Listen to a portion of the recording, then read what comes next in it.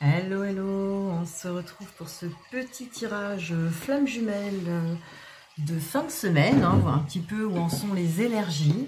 On va faire un petit tirage interactif, voir un petit peu si on peut avoir plus de précision selon votre cas. Donc comment ça marche? Eh bien, vous allez vous concentrer. Vous allez vous concentrer sur votre autre. Pensez à cette personne très fort. C'est pas compliqué, hein, vous y arrivez très bien en temps normal. Il n'y a pas besoin de trop forcer. Et donc, on va du coup faire des choix multiples. Ah, c'est là. Alors, je vais tirer 3 cartes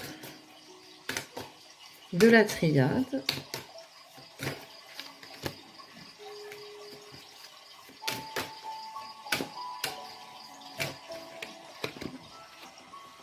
Et encore 3 cartes.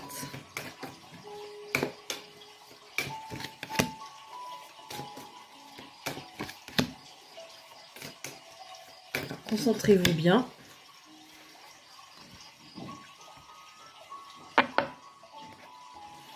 J'ai 2 paquets. Allez, lequel correspond à votre autre? Celui-là ou celui-là? Alors, on va commencer par celui-là. Qu'est-ce que nous avons? Oula! Alors, nous avons quelqu'un qui est beaucoup dans le sacrifice, donc qui ne sent pas très bien, hein, et dans les épreuves. Donc voilà, c'est quelqu'un qui traverse quelque chose de difficile, qui ne trouve pas d'issue, qui est dans un labyrinthe, qui se sent en sacrifice, qui se sent vraiment sacrifié. Par rapport à quoi? Alors, par rapport à ses énergies féminines, peut-être ses ressentis. Cette personne n'écoute pas ses ressentis, ses intuitions. Ou alors, par rapport à une femme, si vous êtes une femme, par rapport à vous, cette personne est plutôt dans le sacrifice et le casse-tête, ne trouve pas l'issue. En tout cas, c'est quelqu'un qui est très malin, on va dire, sur cette fin de semaine.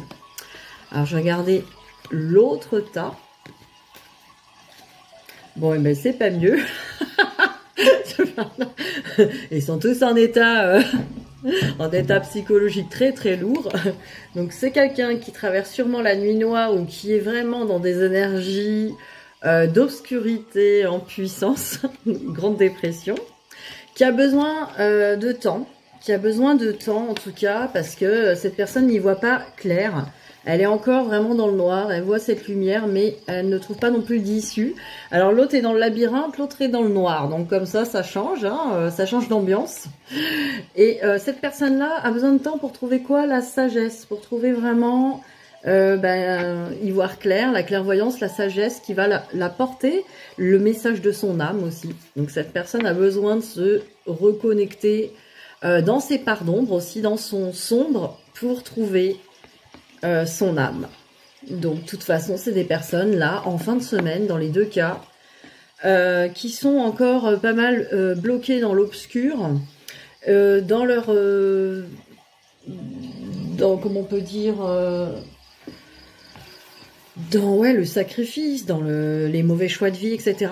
Mais évidemment, voilà, ils ont besoin de passer par là pour comprendre que ce n'est pas ce qu'il faut. Alors on va faire la même chose avec les miroirs. Ça permet d'avoir 2 choix. Ça va un petit peu filtrer, on va dire. Bien sûr, si vous avez besoin d'en savoir vraiment plus et d'y voir clair sur votre parcours, n'hésitez pas à me contacter. On peut faire des guidances personnalisées. Et pour guérir les blessures, c'est pareil. On peut faire des soins. Alors, pareil, on va faire 2 tas. Je prends 3 cartes.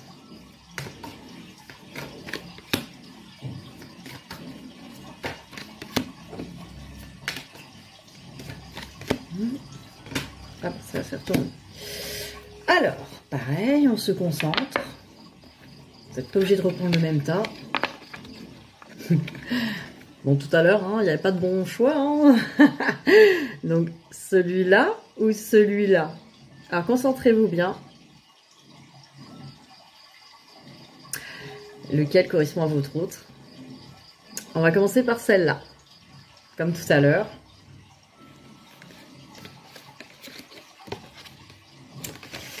Alors, ça pourrait correspondre au tas de tout à l'heure, hein, on va faire la suite en profondeur. Donc cette personne sent qu'effectivement, il y a le feu au cul.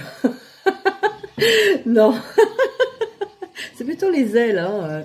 Cette personne, c'est la carte de la fatalité, sent qu'effectivement, pour l'instant, elle ne voit pas d'issue. Elle se dit, c'est fatal, en gros, je suis obligée de passer par là, mais je ressens aussi que c'est une personne qui va vivre pleinement la fatalité qu'elle s'est réservée avec tous ses choix de vie. Et c'est une chance pour cette personne. On nous dit que c'est une chance, par exemple, de bien... quelque part de bien cramer, de bien s'en prendre plein la tronche, parce que cette chance-là va lui permettre quoi, d'aller à la réunion, on en est là quand même. Donc cette personne, ça va lui permettre d'avoir le courage, hein, de voir aussi la chance qu'elle a d'aller vers cette réunion, de se sentir plus forte, de se sentir plus en confiance. Donc c'est toujours un mieux-être. Alors ici, qu'est-ce qu'on a ?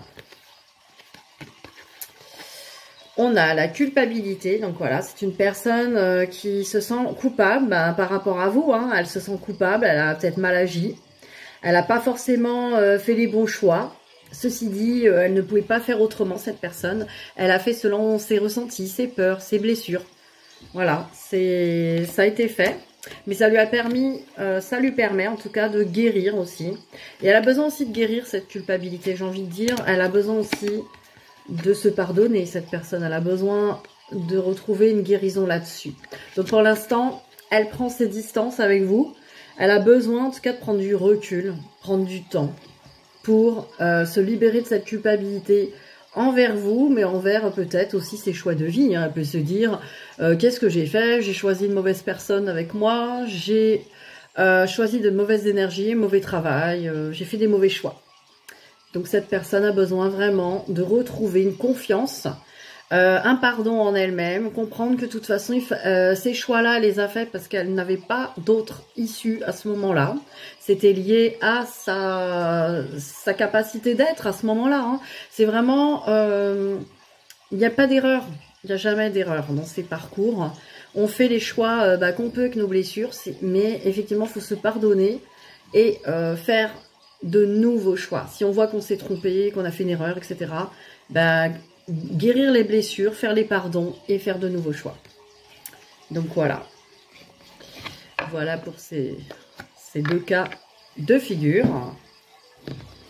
Évidemment, vous pouvez aussi vous dire que vous avez les deux paquets et que c'est une évolution de cette personne. Alors, que pense cette personne de vous? Pareil, on va faire deux tas. Que pense cette personne?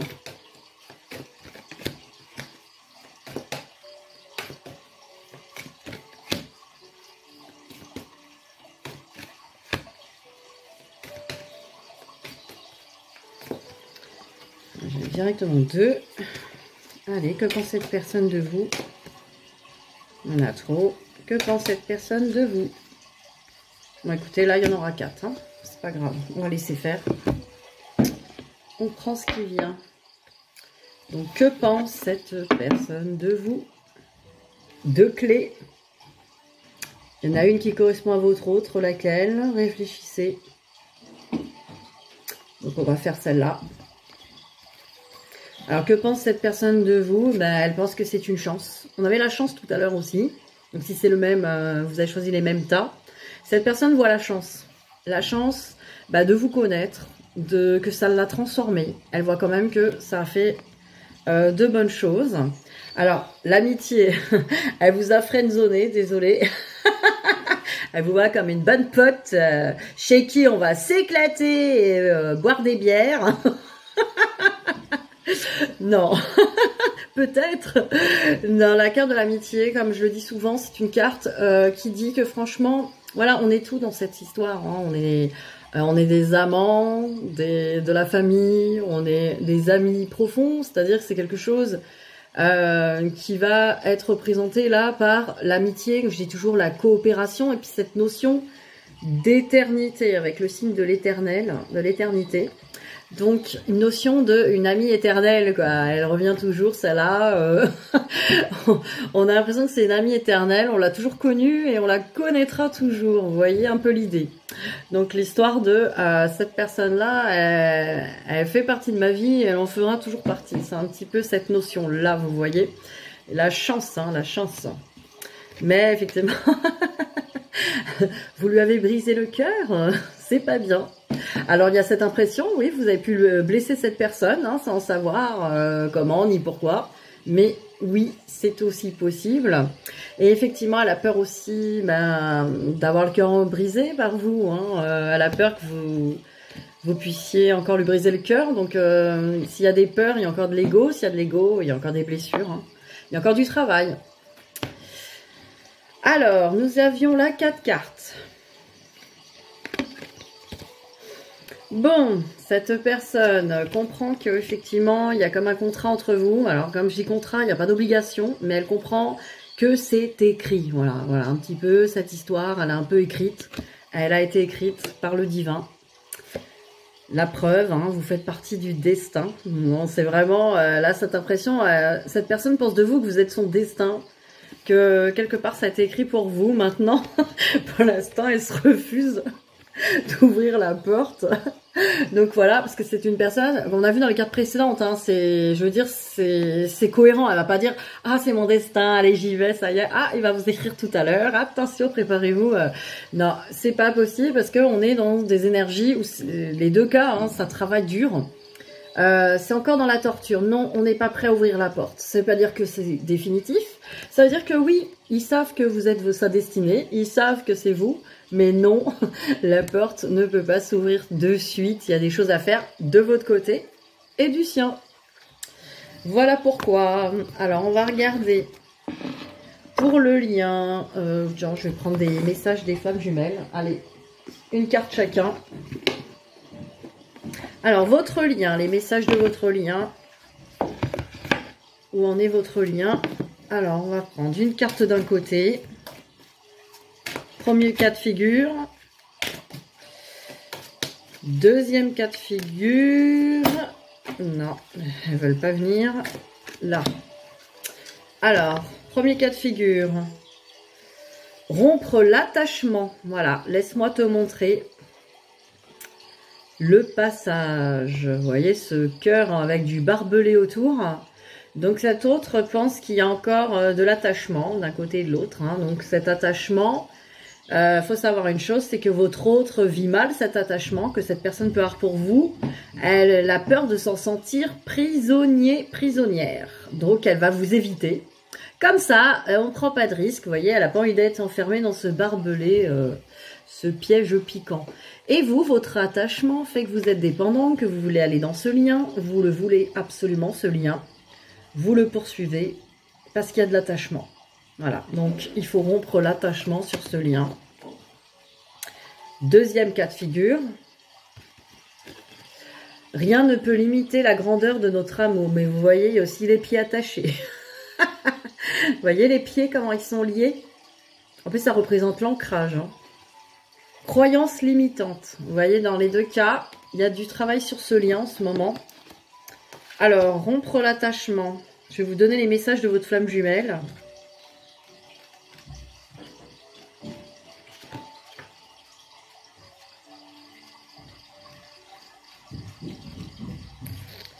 Et je mettrai dans le groupe, donc n'hésitez pas à venir dans le groupe.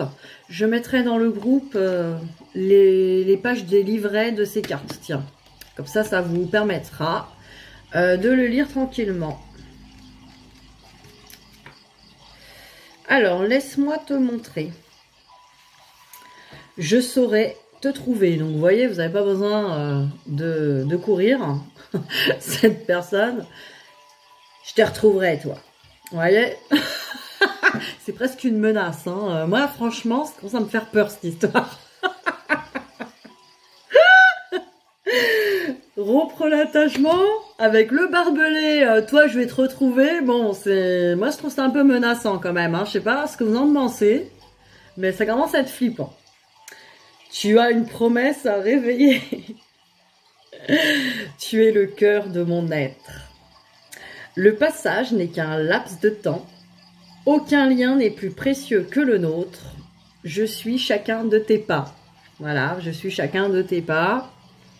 Bien sûr, pour ceux qui me suivent depuis longtemps, ça veut pas dire... On parle pas du pervers dans les bois, là, qu'on entendait les craquements de branches. Hein. Ça date. Pour ceux qui me suivaient il y a longtemps, on avait mis un enregistrement avec des bruits de forêt et on entendait le mec qui filmait, qui marchait dans la forêt. C'était très flippant. Enfin, moi, je trouvais ça bof, quoi. Et on l'avait appelé le pervers des bois. Voilà, c'est pour la petite histoire. Donc, je suis chacun de tes pas. Voilà, ce n'est pas les pas du pervers des bois. Ah là là. Alors, croyances limitantes, on va regarder les messages de la flamme. Carte 26. Alors, n'imagine même pas renoncer. Entrevois les battements de mon cœur, il bat pour toi. Waouh. L'empreinte de tes pas succède au mien. Là aussi, hein, on a une histoire de pas. Hein. Là, c'est les empreintes bizarres par terre et tout. L'empreinte de tes pas succède au mien. Crois en toi comme je crois en notre amour. Tu embellis mon cœur. Tes ressources sont les miennes. Voilà, c'est très joli. Très beau. Alors, je les garde de côté, comme ça, je vais les publier dans le groupe. Ce sera les cartes de fin de semaine. Voilà. Alors, on va regarder maintenant pour vous les petits conseils. Alors, qu'est-ce qu'on va prendre? Ah bah tiens, on va vous prendre un message de la maîtrise de l'amour, car vous devez devenir des maîtres de l'amour. Hein. Et comment? Certainement pas en contrôlant les choses. Le maître, ça fait genre, ouais, je vais commander le truc et tout. Non. La maîtrise de l'amour, c'est, lisez ce livre de Don Miguel Ruiz, il est sur YouTube. Allez voir. Franchement, je vais carrément dire, toute flamme jumelle devrait avoir ce livre dans sa bibliothèque, c'est pas possible. C'est un livre sur l'amour inconditionnel qui explique vraiment ce que c'est, qui vous l'explique en long, en large et en travers et en diagonale. Si vous ne comprenez pas, voilà, ça vous explique et ça vous emmène dans ce monde d'amour inconditionnel. Ça vous fait comprendre à quel point vous avez ces ressources en vous, ces ressources d'amour. Cette source d'amour, elle est déjà en vous. Et vous n'avez pas besoin d'aller la réclamer ailleurs, d'aller l'attendre, d'aller la pourchasser. Voilà ce que vous dit ce livre sous forme d'histoire. Allez, une carte chacun, on y va. Vous allez essayer de vous inspirer des dessins et choisir. Il y a des messages aussi, mais bon, comme vous voyez à l'envers, vous ne pourrez pas tricher. En caméra inversée, vous ne verrez pas le texte. Ah bah c'est des belles cartes de personnes qui sont en méditation. Donc vous voyez, on est dans le même état d'esprit. Hein. D'ailleurs, j'ai beau faire deux tas, on est dans les... Depuis tout à l'heure, je sais pas si vous voyez, mais on est dans les mêmes délires, quoi. Donc tout le groupe apparemment a les mêmes énergies, là, c'est dingue. Mais bon, histoire de jouer un peu, je voulais faire un tirage interactif.